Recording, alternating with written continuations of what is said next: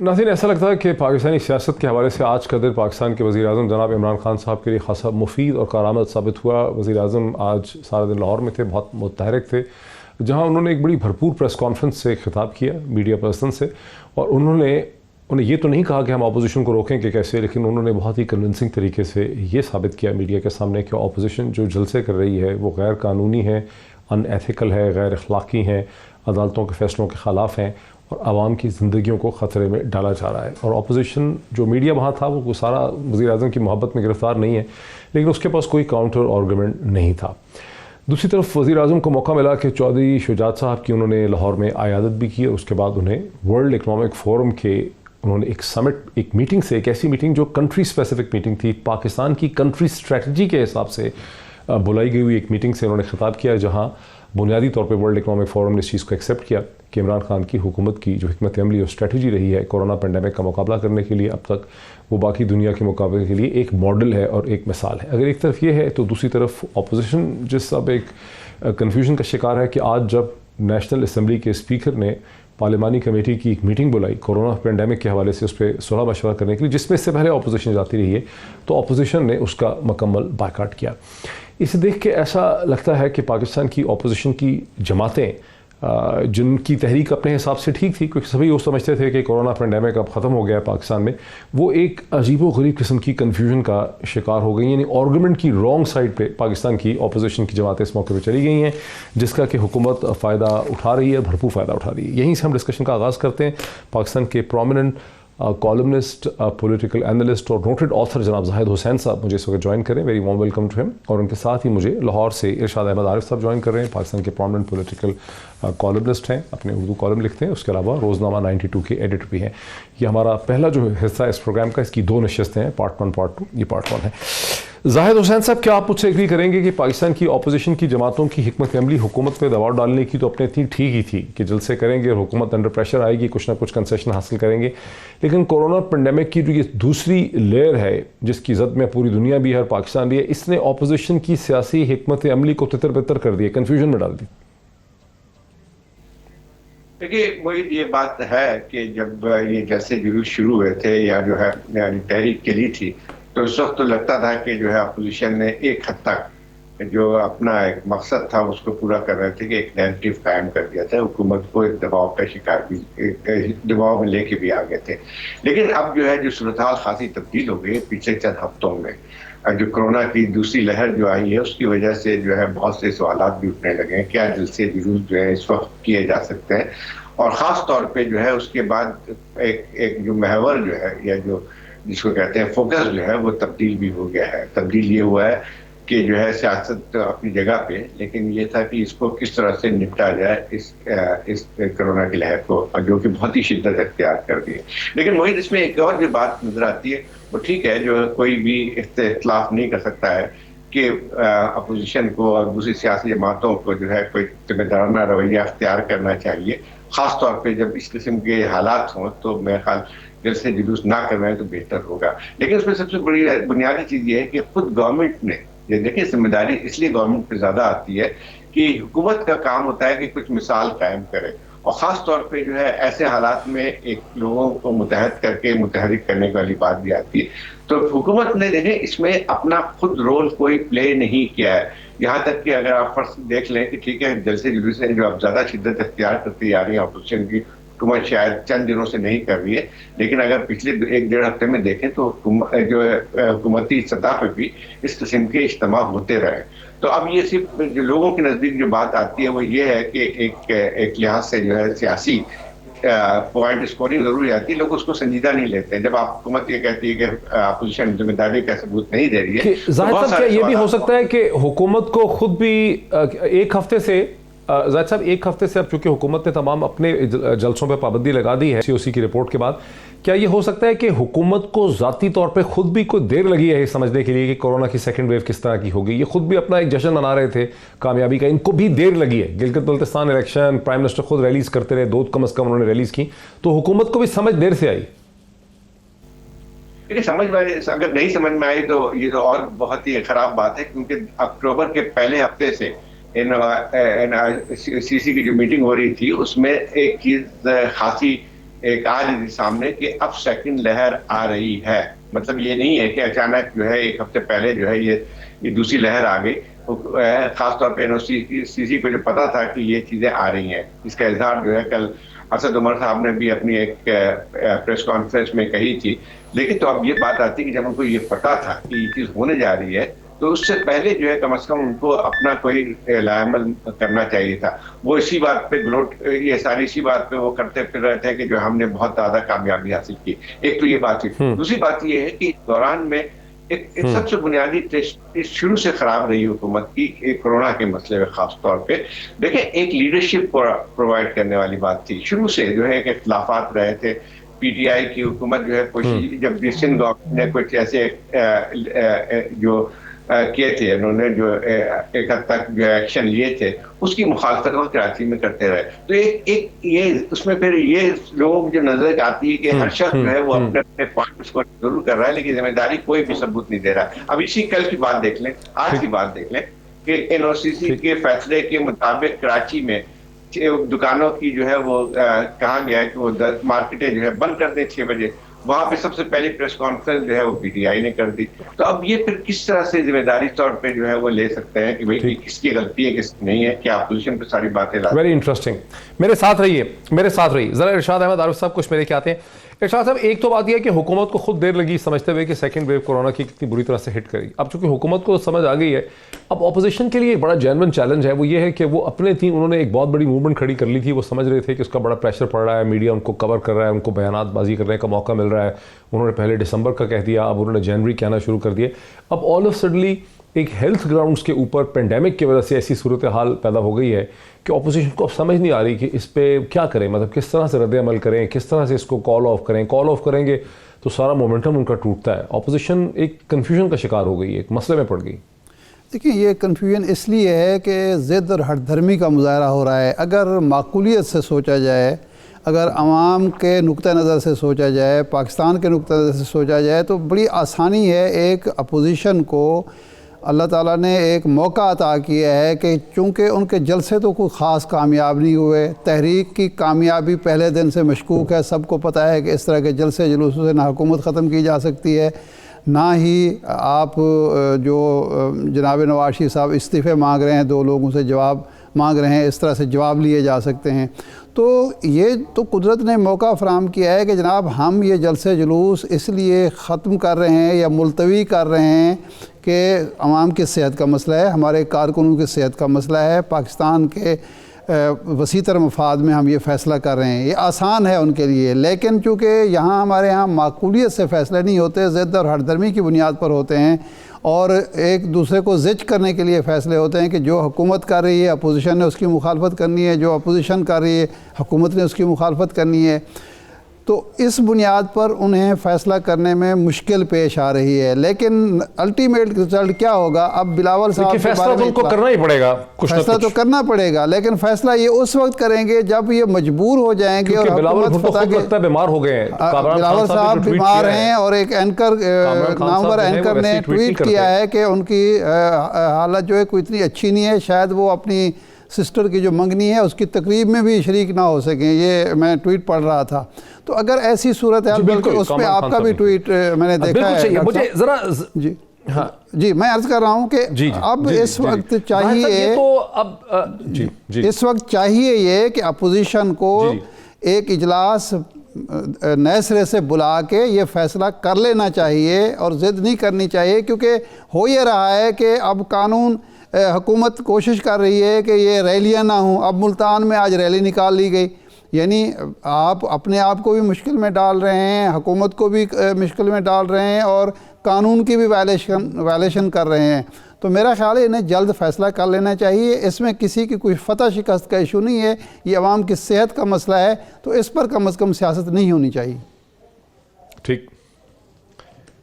زاہد صاحب, یہ مومنٹ اگر ہم اس کو یہ کہیں کہ یہ دسمبر 2014 کی طرح کی ایک سچویشن ڈیولپ کر گئی ہے, جب عمران خان صاحب کے پاس لوگ 400 بھی نہیں ہوتے تھے دن میں, لیکن وہ ایک ضد پہ تھے کہ میں کنٹینر سے نہیں اتروں گا, دھرنا ختم نہیں کروں گا. دسمبر 2016 میں پھر جب آرمی پبلک اسکول کا واقعہ ہوا تو عمران خان صاحب کو ایک موقع بھی مل گیا وہاں پہ، مطلب بغیر ان کی کوئی کنڈیشنز اس وقت مانی نہیں تھی حکومت نے، لیکن ان کو وہاں سے بلا مشروط طور پر اپنے دھرنے کو ختم کرنے کا ایک ان کو ایکسکیوز ملا، اور جو وہ مزید کراچی لاک ڈاؤن اور پورا ملک لاک ڈاؤن کرنے کی بات کر رہے تھے 18 دسمبر کو، اس کو انہوں نے کال آف بھی کیا. تو اب اپوزیشن کو بھی ایک ایکسکیوز ہے ان کے پاس، اگر وہ ایک براڈ جنرل میٹنگ کریں، اگر بلاول بھٹو بھی کووڈ کی زد میں ہیں اور لوگ بھی بیمار ہو رہے ہیں، تو اپوزیشن کے پاس اب ایک طریقہ ہے اس میں سے نکلنے کا، کہ جلد سے بھی شاید کسی خاطر خواہ ڈائریکشن میں نہیں جا رہے، تو اس میں سے نکلنے کا، وڈرا کرنے کا ایک طریقہ ہے. آپ سمجھتے ہیں کہ جلدی اپوزیشن یہ فیصلہ کر ہی لے گی اگلے 3-4-5 دن میں؟ دیکھیں یہ وہی اس کو موازنہ نہیں کر سکتے ہیں. دیکھیں جب انہوں نے کال آف کی تھی تحریک پی ٹی آئی نے، تو اس وقت ان کو 4 مہینے ہو چکے تھے تحریک کو چلاتے ہوئے. 4 مہینے بہت بڑی بات ہوتی ہے. اس میں جو ہے وہ دھرنا یہاں پہ تھا اور صاف لگ رہا تھا کہ چیزیں آگے نہیں بڑھ رہی ہیں. یہاں پہ صورتحال یہ اس سے تھوڑی سی مختلف ہے. یہ بات صحیح ہے کہ جو ہے وہ یعنی یہ جو اس وقت جو حالات بدل گئے ہیں بالکل پچھلے 1-1.5 ہفتے سے جو کورونا کی وبا پھیلی ہے، اس سے جو ہے خود ان کو 1.25 مہینہ ہو گیا ہے جلسے کرتے ہوئے، تقریباً ان کو 1.25 سے 1.5 ماہ ہو گیا ہے جلسے کرتے ہوئے. یہ جو جلسے ہیں چونکہ اکتوبر کے شروع میں شروع ہوئے تھے، تو اب تقریباً اس کو 1.5 ماہ ہو گیا. دھرنا نہیں دیا ہے، مختلف شہروں میں جا رہے ہیں، اس سے فرق پڑتا ہے. خیر، لیکن مسئلہ اصل یہ آتا ہے کہ اب حالات بہت تبدیل ہو گئے، اور اس میں یہ ہوتی ہے کہ جب یہ یعنی بجائے اس کے پیچھے ہٹنے آگے بڑھنے کی، سب سے بڑا جو اس وقت مسئلہ یہ آ رہا ہے کہ عوام کا ہے. آپ لوگوں کی زندگی خطرے میں ڈال رہے ہیں. ٹھیک ہے، مطلب آپ کا اگر مومنٹم بن بھی گیا ہے تو بھی آپ کو یہ چیز ختم کرنی چاہیے. اور اس وقت جلسے جلوس کر کے آپ اپنے آپ کو تو بچا لیتے ہیں، کیونکہ جو لوگ بھی جو ڈائس پہ بیٹھے ہوتے ہیں، اسٹیج پہ بیٹھے ہوتے ہیں، وہ تھوڑی سی احتیاط کر رہے ہوتے ہیں. لیکن کبھی یہ لوگ نہیں سوچتے ہیں کہ وہ جو اتنے ہزاروں کی تعداد میں جن کو لے کے آیا جاتا ہے، ان کی کیا حالت ہوگی. اور اس سے بڑا جس کو کہتے ہیں ایک سپر اسپریڈر، وہ ایک سپر اسپریڈر کا کام کرتی ہے، جو ابھی اگر ہمیں نظر بھی نہیں آ رہی تو پچھلے اگلے 1-2 ہفتے میں ذرا دیکھیے گا کہ ایک وبا کتنی تیزی پھیلتی ہے، خاص طور پہ ان اجتماعات سے. تو یہ بات تو ہے کہ بھئی اس کو چھوڑ دیں کہ ان کی تحریک کامیاب ہوئی ہے نہیں کامیاب ہوئی ہے، یا اس کو ان کو پیچھے ہٹنا ہے. اصل مسئلہ یہ آتا ہے کہ اس وقت ایک ایسا ایک مسئلہ آ رہا ہے، صحت کا مسئلہ آ رہا ہے. لیکن آپ کو لگتا ہے کہ ان کی تحریک کامیاب ہو رہی تھی؟ آپ کو زاہد صاحب کیا لگتا ہے، آپ کا کیا انالیسس ہے کہ جو جلسے تھے وہ کامیاب ہو رہے تھے، کسی ڈائریکشن میں جا رہے تھے؟ تحریک اگر کامیاب بھی ہو رہی ہوتی، فرض کیجیے، یا ناکام ہو رہی ہوتی تھی، اس سے ہٹ کے اصل بات یہ ہوتی ہے کہ یہ جو اس وقت جو صورتحال ہے، کیا کسی قسم کی تحریک کے متحمل ہو سکتی ہے؟ یہ اصل سوال تو یہ بن کے آتا ہے، نہیں ہو سکتی ہے. اور مسئلہ یہ آتا ہے کہ اگر آپ چلا بھی لیتے ہیں تو اس کے اثرات جو ہیں بہت اچھے نہیں پڑتے ہیں. اس وقت لوگ جو ہے آ تو جاتے ہیں جلسوں میں، کیونکہ یہاں پہ ہماری ایک وہ پڑ گئی ہے کہ لوگوں کو بھی شاید احساس نہیں ہوتا ہے کہ اس کے خطرات کتنے ہیں. کیپچرڈ کانسٹیچوئنسی، یہ ساری سیاسی ہمارے جو سیاسی لیڈران پہ اس کے جو ہے وہ ذمہ داری ہوگی ان تمام چیزوں کی. تو میں تو اس سے ہٹ کے بات کر رہا ہوں کہ یہ الگ چیز ہے کہ تحریک کتنی کامیاب ہوئی ہے نہیں کامیاب ہوئی، وہ تو ایک الگ بحث ہوتی ہے. لیکن فیصلہ اب ان کو کرنا ہی پڑے گا، یعنی پولیٹیکل کنسیڈریشن اپنی جگہ، لیکن اب بیسیکلی آپ سمجھتے ہیں کہ اپوزیشن کو کچھ نہ کچھ فیصلہ کرنا پڑے گا. ارشاد احمد عارف صاحب، ایک تھوڑا سا سوال مختلف یہ ہے کہ زاہد صاحب نے تو کہا کہ عمران خان یہاں دھرنا دے کے بیٹھے تھے. مجھے یاد آ رہا ہے کہ عمران خان کی ایک اسٹریٹجی یہ بھی تھی کہ ایک جلسہ جا کے فیصل آباد میں کر لیا، ایک لاہور میں کر لیا، ایک کراچی میں کر لیا، ایک پھر شہروں کا لاک ڈاؤن بھی کر دیا کچھ دیر کا. لیکن وہ ساری اسٹریٹجیز جو تھیں ان دی اینڈ وہ کوئی نواز شریف صاحب کی حکومت کو ڈسپلیس نہیں کر سکیں، کوئی میکینزم ایسا نہیں تھا. حالانکہ الزام یہ بھی تھا کہ اپوزیشن بھی اسٹیبلشمنٹ بھی ان کو سپورٹ کرتی ہے، اور اسٹیبلشمنٹ کی وجہ سے میڈیا کے بہت بڑے چینلز بھی ان کو 3-4 بہت اچھا سپورٹ کر رہے تھے، لوگ ان کے ساتھ بہت ملے ہوئے تھے، اربن پاپولیشن تھی. رزلٹ نہیں نکل سکا. لیکن اپوزیشن کو جو پی ڈی ایم ہے ان کو اربن میں اس طرح سپورٹ بھی نہیں ہے. یہ کیا جب بار بار بات کرتے ہیں ڈسمبر اور پھر آپ جنوری کی بات کرنی شروع کر دیے، یہ ان کو کیا نظر آ رہا ہے کہ اس سے کیا حاصل ہو رہا ہے؟ کیونکہ ہمیں تو نظر نہیں آ رہا کہ ان کو کیا حاصل ہو رہا ہے. آپ کیا سمجھ رہے ہیں ان کو کیا نظر آ رہا ہے؟ سر اگر ان کو نظر یہ آ رہا ہو اور یہ سارا اسپیکولیشن سمجھ لیجئے یا ان کی انالیسس یہ ہو کہ جی ہم جنرل قمر جاوید باجوہ کو اور جنرل فیض حمید صاحب کو اتنا دباؤ میں لائیں گے کہ وہ جائیں گے دونوں، اور عمران خان صاحب کو کہیں گے جی آپ استعفیٰ دے کے چلے جائیں، نئے الیکشن کرائیں، اور معاملات یہ جو 93 میں جنرل وحید کاکڑ والا معاملہ تھا، اگر یہ بھی نظر آ رہا ہو تو ہمیں تو نظر نہیں آ رہا، اور ایسا ہے بھی نہیں. یہ عجیب دلچسپ بات ہے کہ فوج اس وقت یعنی کم از کم 2008 کے بعد مسلسل یہ چاہ رہی ہے کہ ہر پولیٹیکل اور جو الیکٹڈ گورنمنٹ ہے وہ مدت پوری کرے، اور سیاستدان یہ چاہتے ہیں جو جمہوریت کے علم بردار ہیں، الیکشن کے علم بردار ہیں، سول بالادستی کے علم بردار ہیں، وہ چاہتے ہیں کہ کوئی حکومت بھی مدت پوری نہ کرے۔ یہ ایک عجیب و غریب تضاد ہے۔ تو اگر وہ نظر آ بھی رہا ہو تو سوال یہ ہے کہ اس وقت جو صورتحال پیدا ہو چکی ہے، اگر لوگ بیمار بڑے پیمانے پر ہونا شروع ہو جائیں، خدا نہ خواستہ اگر ہماری ہسپتال جو ہیں وہ بھر جائیں اور ہمارا صحت کا نظام درہم برہم ہو جائے، تو کیا اپوزیشن کی یہ بہت بڑی کامیابی ہوگی؟ اور اس کی وجہ سے حکومت اگر پریشان ہو جائے تو کیا بڑی کامیابی ہوگی؟ میں تو یہ سمجھتا ہوں کہ قدرت ان کو فیس سیونگ دے رہی ہے، اور یہ اس فیس سیونگ کا فائدہ اٹھانے کے لیے تیار نہیں ہے، بلکہ عمران خان کو مضبوط کر رہے ہیں، کیونکہ عمران خان اب یہ کہنے کی پوزیشن میں ہے کہ اس اپوزیشن کا جو نقطہ نظر ہے، جو مطمع نظر ہے، وہ عوام کی بھلائی نہیں ہے، عوام کی فلاح و بہبود نہیں ہے، کہ یہ تو اقتدار میں آ کے تو جو بھلائی کریں گے۔ اس وقت تو عوام کی صحت کا مسئلہ ہے، جان کا مسئلہ ہے، ان کو اس کی فکر نہیں ہے، تو یہ اور کتنے درد مند ہوں گے اور کتنے ہمدرد ہوں گے عوام کے۔ تو یہ تو حکومت کے نیریٹو کو مزید مضبوط کر رہے ہیں، اور اپنے جو ان کا مشن ہے یا نصب العین ہے اس کو کمزور کیے چلے جا رہے ہیں۔ تو میرا خیال ہے ان کو فیصلہ اب کر لینا چاہیے۔ بریک مجھے لینے دیجئے ارشاد احمد، بریک مجھے لینے دیجئے۔ زاہد حسین اور ارشاد احمد عارف دونوں میرے ساتھ ہیں، بہت ہی دلچسپ گفتگو ہے۔ ایک بریک لیتے ہیں، بریک کے بعد گفتگو کو آگے بڑھاتے ہیں آفٹر دا بریک۔ زاہد صاحب، آپ ایک world class international strategic analyst ہیں، پولیٹیکل اینالسٹ ہیں۔ میں ایک ایشو آپ کے سامنے رکھتا ہوں، ایک بڑا امپورٹنٹ آپ سمجھیں کہ پزل ہے۔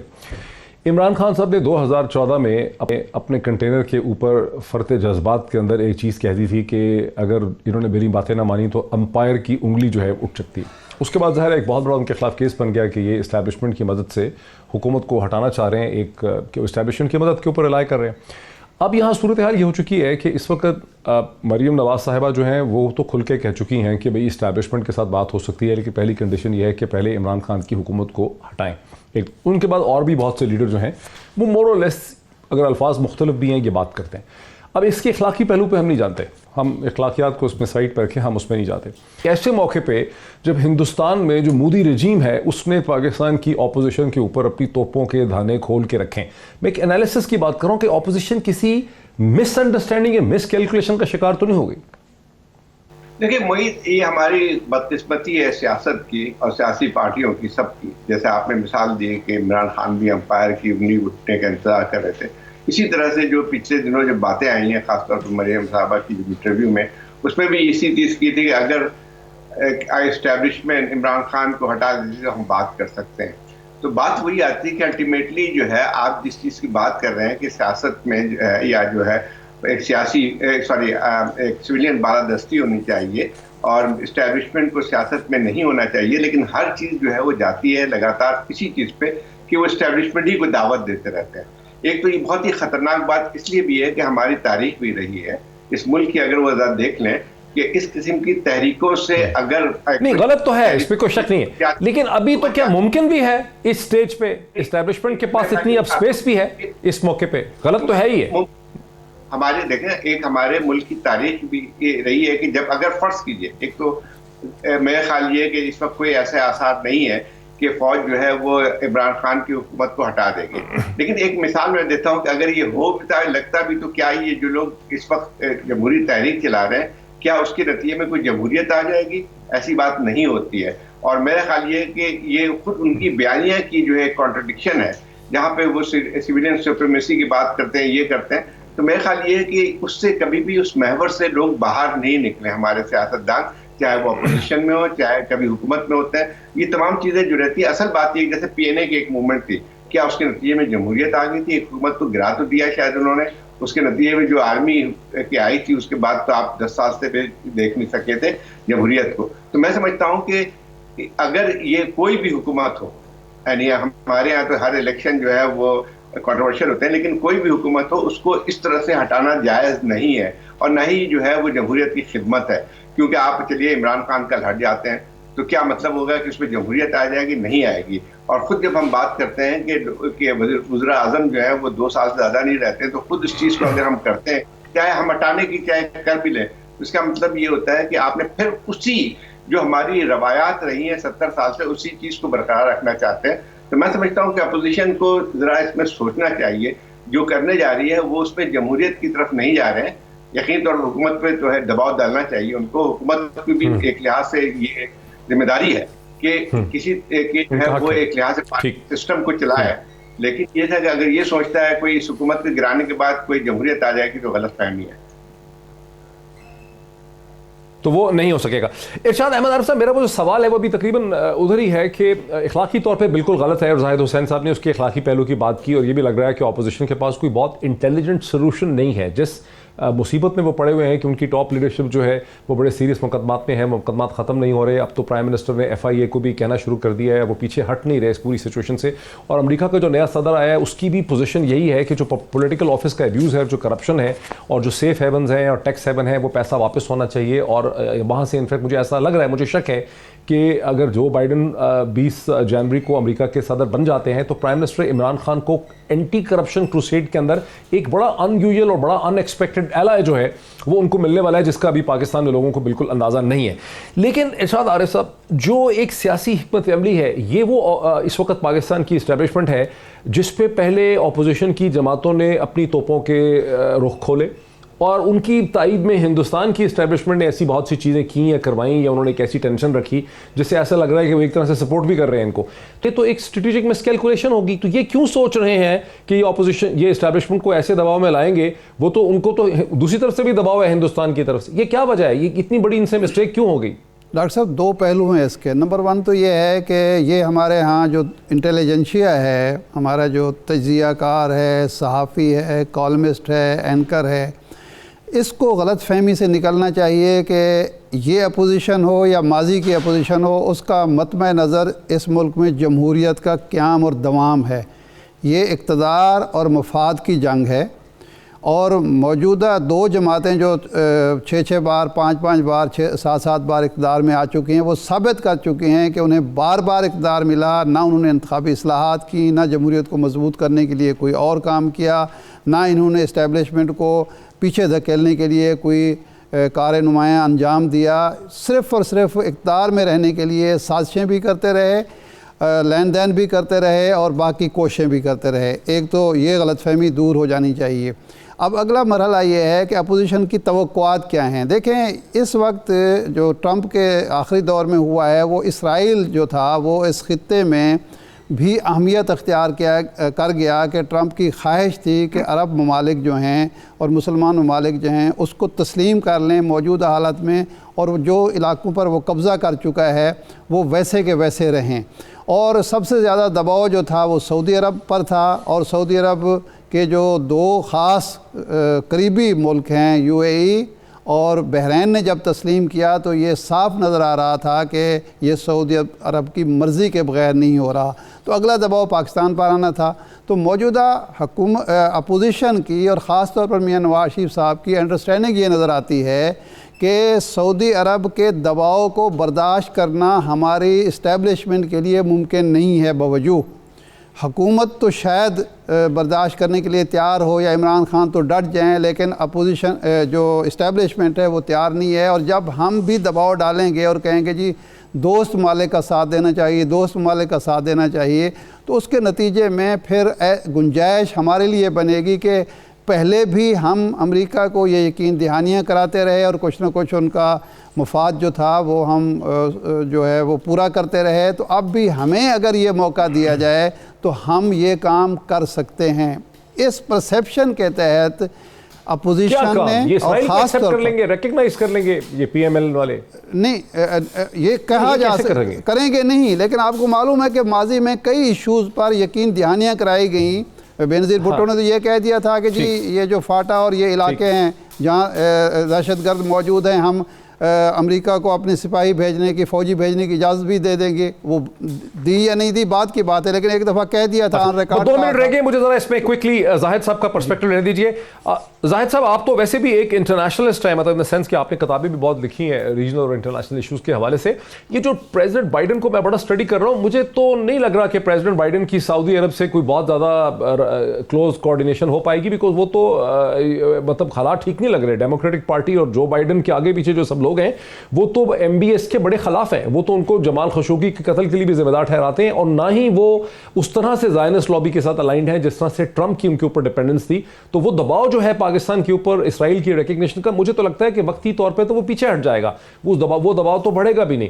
تو اپوزیشن کی جو کیلکولیشن مجھے لگ رہا ہے کہ کوئی ٹھیک نہیں بیٹھی, میرا خیال ہے سمجھ نہیں سکے صورتحال کو. میں اس کو اپوزیشن سے نہیں ملاتا ہوں, لیکن جو پہلے بات ہے آپ نے بائیڈن کی ہے, پہلے اس میں یہ تھا کہ دیکھیں ٹھیک ہے جو ٹرمپ کی جو طریقہ کار تھا وہ بہت ہی ایک انتہا پسندانہ ایک لحاظ سے تھے, اور اس میں جو ہے وہ اسرائیل کی پوری طرح جو ہے پیش پناہی کر رہے تھے, بلکہ ان کو انکریجمنٹ بھی دی تھی. لیکن یہ کہنا کہ بائیڈن کے آنے کے بعد سے جو ہے کوئی بہت زیادہ تبدیلی آئے گی مڈل ایسٹ پالیسی میں, مجھے نہیں لگتی ہے. اس کی وجہ یہ ہے دیکھیں اسرائیل کے ساتھ جو امریکہ کا تعلق ہے وہ ایک پیوٹ ہے امریکہ کی پوری پالیسی کی, فارن پالیسی کی, اور ڈیموکریٹک پارٹی جو ہے وہ اس کا ایک حصہ ہی بن کے آئی تھی. بلکہ دیکھا جائے دباؤ رہے گا کہ بھئی آپ ریکگنائز کر لیں, کیا بائیڈن کی ایڈمنسٹریشن بھی دباؤ ڈالے گی کہ ریکگنائز کریں؟ نہیں, کوئی دباؤ نہیں ڈال دیں گے, لیکن میں صرف اتنی بات کر رہا ہوں کہ جو اگر سعودی عربیہ اگر ان کو ریکگنائز کر لیتا ہے, یا جو تمام ممالک نے ریکگنائز کیا ہے, تو بائیڈن کے لیے اس میں بائیڈن اس کی تائید کریں گے, اس میں مخالفت نہیں ہوگی, کیونکہ اسرائیل کے ساتھ ان کی جو ہے جو بھی ایک لحاظ سے جو تلخیاں رہی تھی اس کے زمانے میں, اوباما کے زمانے میں, وہ طریقہ کار پہ رہی تھی. یہ ضرور ہے کہ بائیڈن اسرائیل پہ اس حد تک تو زور ڈالیں گے کہ وہ جو ہے. اچھا, میرا انفارچونیٹلی وقت ختم ہو گیا. زاہد صاحب میرا ہو گیا اس سیشن کا. زاہد حسین صاحب کا, ارشاد احمد عارف صاحب کا, دونوں کا بہت شکریہ. ناظرین, کنکلوژن ہم یہ کر سکتے ہیں کہ اپوزیشن ایک ایسے مخمصے کا اس وقت شکار ہو گئی ہے جس کا اینڈ رزلٹ مجھے یہی لگ رہا ہے کہ اگلے 3 یا 4 دنوں کے اندر اپوزیشن کو اپنی جو موومنٹ ہے جلسوں کی, اسے کال آف کرنا پڑے گا. بیکاز جو ڈائریکشن ہے اس وقت پاکستان کے اندر پینڈیمک کی, اور اس سے نتی میڈیا کے موڈ کی, پرائم منسٹر کی پوزیشن کی, گلوبل ٹرینڈ کی, ان سب چیزوں میں اپوزیشن کا جو کیس ہے وہ ٹھیک بیٹھ نہیں رہا. تو اب اپوزیشن کو اس کو کال آف کرنا ہی پڑے گا. شاید وہ اس وقت نہ سمجھ رہے ہوں, لیکن آپ دیکھیں گے کہ 72 گھنٹوں میں ان کے رویے میں آپ کو ایک تبدیلی نظر آئے گی. ابھی ایک بریک لیتے ہیں, بریک کے بعد پاکستان کی معیشت کے حوالے سے ایک نوٹڈ اکانومسٹ سے بات کرتے ہیں آفٹر دی بریک. ناظرین, ویلکم بیک. جیسا کہ وقفے سے پہلے میں نے کہا کہ پاکستان کی معیشت پہ بات کرتے ہیں کہ اس وقت پاکستان کی معیشت 2.5 برس کی حکومت کے بعد, اور جس کرائسس کا معیشت نے سامنا کرنا شروع کر دیا تھا 2017 میں ہی, وہ اب تقریباً 3 برس, 3.25 برس کے بعد وہ پاکستانی معیشت جو ہے وہ کہاں کھڑی ہے. کیونکہ ہم یہ دیکھتے ہیں کہ انٹرنیشنل میڈیا بھی کہتا ہے اور حکومت بھی کہتی ہے کہ پاکستان کی ایکسپورٹس جو ہیں وہ سٹیبلائز ہو رہی ہیں. روپیہ جو ہے باوجود اس کے کہ فلوٹ کر رہا ہے اگینسٹ دا ڈالر, لیکن اس میں تقریباً 10 روپے کی کمی ہوئی ہے. 168.68 سے وہ نیچے آ کے 150 یا 159 کے اوپر اسٹیبل ہوا ہوا ہے. اسی طرح پاکستان کا کرنٹ اکاؤنٹ ڈیفیسٹ یہ کہا جا رہا ہے کہ 70 برس میں پہلی دفعہ جو ہے وہ پازیٹیو میں ہوا ہے. مجھے اسٹوڈیوز میں جوائن کر رہے ہیں ڈاکٹر اشفاق حسن خان صاحب, پاکستان کے نوٹڈ اکانومسٹ ہیں, ڈین ہے national university of science and technology کے اندر سوشل سائنسز کے, اور اکنامک ایڈوائزر رہ چکے ہیں to ministry of finance and director general رہ چکے ہیں ڈیٹ آفس کے. ڈاکٹر صاحب, very warm welcome to this discussion. Doctor صاحب, اس وقت ہماری جو اکانومی ہے, جب گورنمنٹ ایکسپورٹس کو دیکھتے ہیں, کرنٹ اکاؤنٹ ڈیفیسٹ کو دیکھتے ہیں, امپورٹس کم ہیں, ڈالر کسی حد تک, روپی ڈالر اسٹیبلٹی ہمیں نظر آتی ہے, کیا پاکستان کی اکانومی بہتری کی طرف جا رہی ہے یا مزید خرابی کی طرف جا رہی ہے؟ نہیں, میں یہ تو بالکل نہیں کہوں گا کہ یہ خرابی کی طرف جا رہی ہے. نہیں, بالکل ہرگز نہیں. معیشت میں ایک مجھے اس وقت جو ہے ایک اسٹیبلٹی نظر آ رہی ہے. اچھا. دوسری چیز یہ ہے کہ پرائیویٹ سیکٹر کا کانفیڈنس ذرا بحال ہوا ہے, پرائیویٹ سیکٹر بھی ایکٹیو نظر آ رہا ہے, اور ریکوری کے پروسیس میں ہیں ہم ہیں. جو کووڈ کی وجہ سے ہم بہت نیچے آ گئے تھے, اب وہاں سے اٹھ رہے ہیں ہم اوپر کی طرف میں. اس میں سب سے جو اہم رول پلے کیا ہے اس پرائیویٹ سیکٹر کے کانفیڈنس کو بحال کرنے میں, اور گورنمنٹ کی جو پالیسیز ہے ایک پریڈکٹیبل بھی ہو گئی ہے کہ اب پرائیویٹ سیکٹر کو پتہ ہے کہ اس وقت گورنمنٹ کی کیا پالیسیز ہے اور آئندہ بھی شاید یہی رہے گی, تو ایک پریڈکٹیبلٹی ہے. And that is why they are taking decisions. وہ کیوں ہو رہی ہے؟ IMF کا پروگرام سسپینڈڈ ہے ہمارا. ٹھیک ہے. فروری 2020 سے. فروری سے ہوا سسپینڈ؟ فروری سے, ٹھیک ہے نا. اور یہ میں کہوں جون کے بعد سسپینڈ ہوا. نہیں, فروری 2020 سے سسپینڈ ہوا ہے. اور اس میں میں کہوں گا کہ کووڈ نے بڑا رول پلے کیا. کووڈ کی وجہ سے یہ سسپینڈ ہوا ہے اور آج تک سسپینڈڈ ہے. ٹھیک ہے. اور یہ کتنی دیر تک آپ ایکسپیکٹ کرتے ہیں کہ سسپینڈڈ رہے گا؟ دیکھیں, اب میں اسی کے بتانے جا رہا تھا. اس کی سسپینشن سے یہ ہوا کہ وہ ایک स्टेट ऑफ अनसर्टनिटी में जो हम चले गए थे कि एक्सचेंज रेट कहाँ होगा। बिजनेसमैन जब सुबह उठता था तो उसको ये नहीं पता होता था कि आज वो 10 रुपये नीचे चला गया एक्सचेंज रेट, शाम होते होते वो 5 रुपये ऊपर आ गया, फिर सुबह। इसका IMF के प्रोग्राम से क्यों ताल्लुक था? आप चूंकि मौजूद ही हैं तो मैं चाहूँ मेरे व्यूअर समझ लें कि IMF के प्रोग्राम की वजह से ये गैर यकीनी सूरत हाल क्यों है? इसकी वजह यह है कि IMF के प्रोग्राम के 4 क्रिटिकल एलिमेंट्स होते हैं। ठीक है।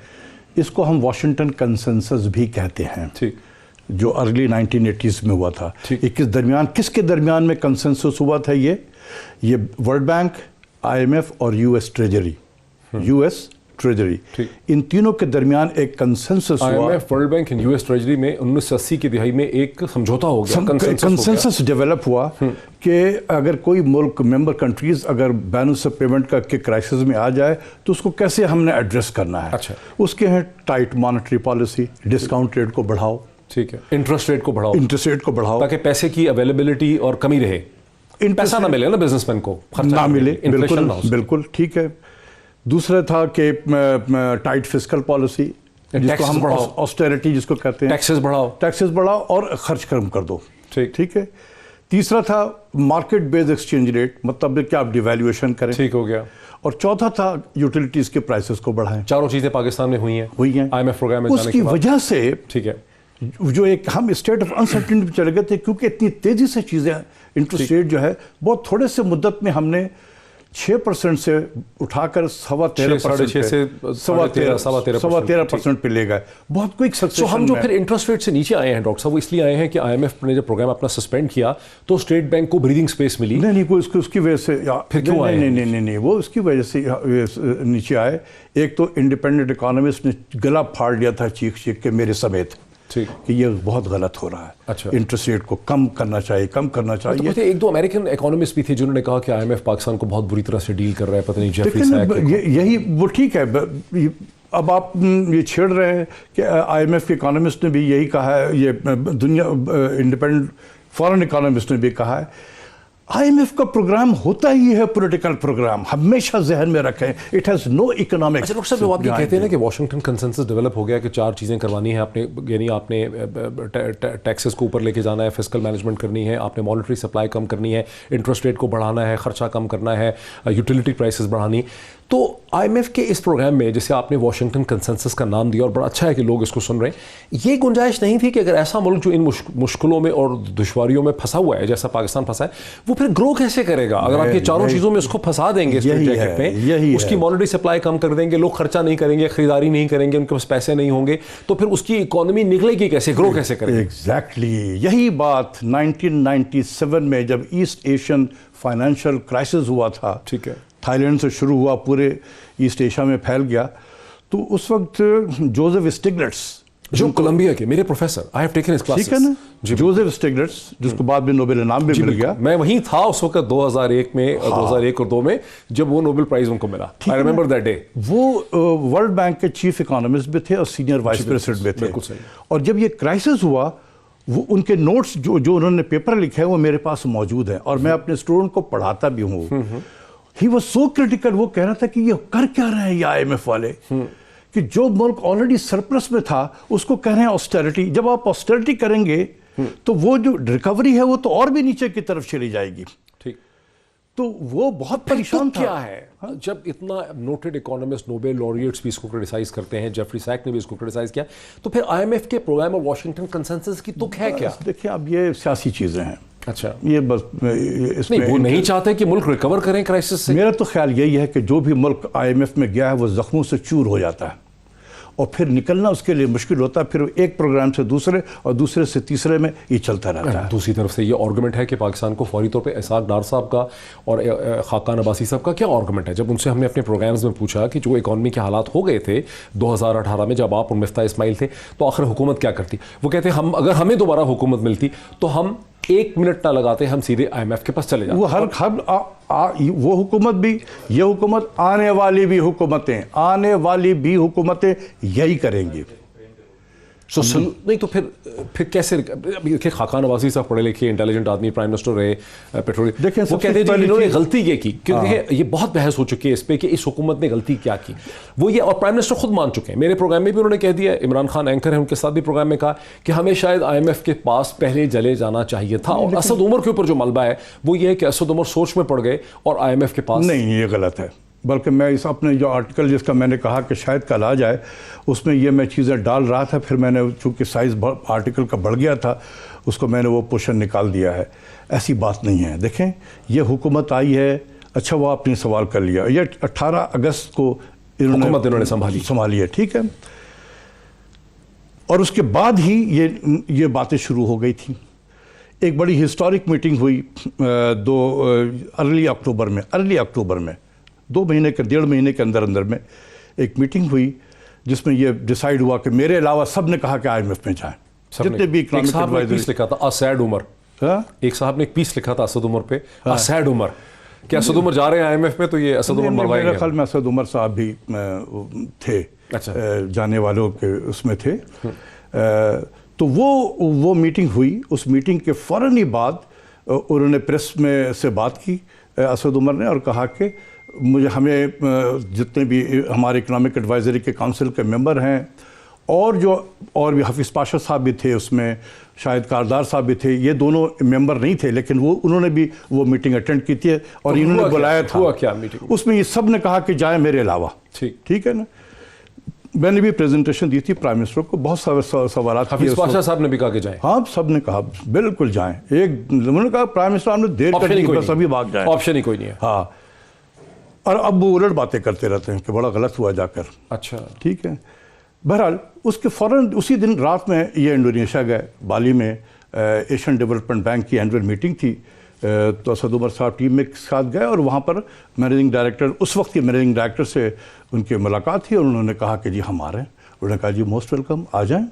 اس کے بعد نومبر کے مہینے میں ان کی ٹیم آ گئی جو 3 ہفتے یہاں گزارے وہاں پر، اور وہ جو پروگرام تھا اصل میں وہ اتنا ظالم پروگرام تھا، 182 پہ انہوں نے پروجیکٹ کیا کہ ڈالر چلا جائے گا 182 روپے، اتنا ظالم پروگرام تھا وہ۔ اب چونکہ میں نے کہا کہ یہ سیاسی فیصلے تھے، یہ ہوتے ہیں پروگرام آسان دینا ہے، ٹف دینا ہے، یہ بڑے صاحب کی طرف سے ہوتا ہے، تو بہرحال وہ اسد عمر صاحب اور پرائم منسٹر بھی، دیکھیں ہی is an elected prime minister, ان کو عوام نے ووٹ دیا ہے، اور میں جانتا ہوں کہ ہی نیور وانٹڈ کہ اتنی تکلیف میں عوام، نہیں وہ تو نہیں جانا چاہتے تھے نا IMF میں، یہ تو کلیئر تھا کہ عمران خان نہیں جانا چاہتے تھے IMF، لیکن سر دوسری طرف سے آرگومنٹ ڈاکٹر صاحب یہ دیا گیا کہ آپ IMF کے پاس جاتے ہیں تو آپ کو ورلڈ بینک سے، ایشین ڈیولپمنٹ بینک سے 400 بلین کی بجٹری سپورٹ ملتی ہے، اور اگر آپ IMF میں نہیں جائیں گے تو آپ کی اکانومی ریکور نہیں ہو سکتی، اور پہلے یہ چلے گئے سعودی عرب سے پیسے، چین سے پیسے، ادھر سے پیسے۔ دیکھیں 2 چیزیں یہاں پر، بڑا اچھا آپ نے پوچھ لیا، یہ دیر آر 189 ممبر کنٹریز جو IMF اور ورلڈ بینک کے ہیں، کیا وہ 189 ممبر کنٹریز جو ہیں وہ سب کے سب IMF کے ساتھ پروگرام میں ہیں؟ ناٹ ٹرو، نہیں ہے، ٹھیک ہے، 20-22 ملک ہوتے ہیں ہم جیسے، تو کیا وہ جب پروگرام میں نہیں ہے تو کیا ورلڈ بینک ان کو لینڈ نہیں کرتا؟ کیا ایشین ڈیولپمنٹ بینک ان لوگوں کو لینڈنگ نہیں کرتا جو IMF کے پروگرام میں نہیں ہے؟ یہ مجھے نہیں پتا، دیکھیں نا میں آپ کو بتا رہا ہوں، یہی بتایا گیا ہے، ورلڈ بینک والوں نے بھی یہی بتایا، یہ سب بس یہ بھی چالاکی ہے، بس اب کیا کہا جائے، واشنگٹن کنسنسس۔ اچھا اب پھر ایک منٹ سے بھی کم ہے، اب کیا اس وقت آپ نے کیا سٹیپس اٹھائیں گے ہم تاکہ ہم بہتری پہ رہ سکیں اگر IMF واپس آ جاتی؟ دیکھیں اگر واپس آ جائے گا تو پھر ہارا کاری شروع ہو جائے گا، بالکل شروع ہوگا، گیس کی قیمتیں بڑھاؤ، بجلی کی قیمت بڑھاؤ، ایکسچینج ریٹ کو بھی تھوڑا ہلاؤ، انٹرسٹ ریٹ کو بھی بڑھاؤ، بالکل پاگلوں کے ساتھ پھر وہ کاروبار شروع ہو جائے گا۔ دیکھیں اگر جانا ہے تو جو پاکستان کی اکنامک ٹیم ہے وہ بالکل کلیئر ٹرم میں یہ بتا دے کہ ہم نے اب میجرز نہیں لینے ہیں، ہم نے ریفارمز کرنے ہیں۔ ہمارا آپشن ہے کہ ہم نہ جائیں IMF کے پاس، مطلب we can refuse going there. دیکھیں اگر آپ نہیں جائیں گے تو یہ تنگ کریں گے آپ کو، ورلڈ بینک اور ADB تنگ کریں گے، یہ بھی ان کے ہاتھ میں ٹولز ہیں یہ نا، لیکن یہی ٹولز باہر میں نہیں دکھاتے۔ جو لوگ IMF کے پروگرام میں نہیں ہے، کیا ورلڈ بینک ADB ان کو لینڈنگ نہیں کر رہا ہوتا ہے؟ Very interesting. ठीक है, वक्त मेरा बिल्कुल ख़त्म हो गया। रिफॉर्म्स की तरफ तवज्जो दें डॉक्टर बस। अशफाक हसन खान नोटेड इकोनॉमिस्ट है। आपने उनका पर्सपेक्टिव सुना कि कैसे जो ब्रीदिंग स्पेस इस वक्त पाकिस्तान को मिली है गुज़िश्ता चंद माह से, वो बुनियादी तौर पर इसलिए मिली है कि IMF का प्रोग्राम सस्पेंड हुआ है। अगर IMF का प्रोग्राम रिज्यूम होगा और पाकिस्तान दोबारा वहाँ पर जाएगा और IMF की चारों कंडीशनैलिटीज़ पे वापस आएगा, यूटिलिटी बढ़ाएं, टैक्सेस बढ़ाएं, ये सब डॉलर को और ऊपर जाने दें, तो फिर दोबारा मईशत पे दबाव बढ़ने लग जाएगा। इस इशू पे हम बात करते रहेंगे। आज इतना ही, फिर मुलाकात होती है आपसे। Thank you so much.